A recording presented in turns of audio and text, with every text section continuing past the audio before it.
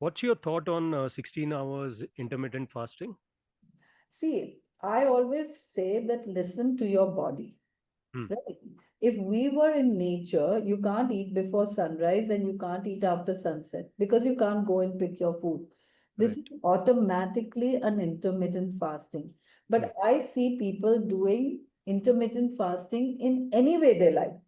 Hmm. This, I cannot eat before 12, Hmm. and I'm going to eat only between 8 and 12. And you know, I feel let's be gentle on our body Hmm. and let's listen to our body. And when we're eating right and whole food and organic and high quality foods, you don't even feel the need to eat more than intermittent fasting.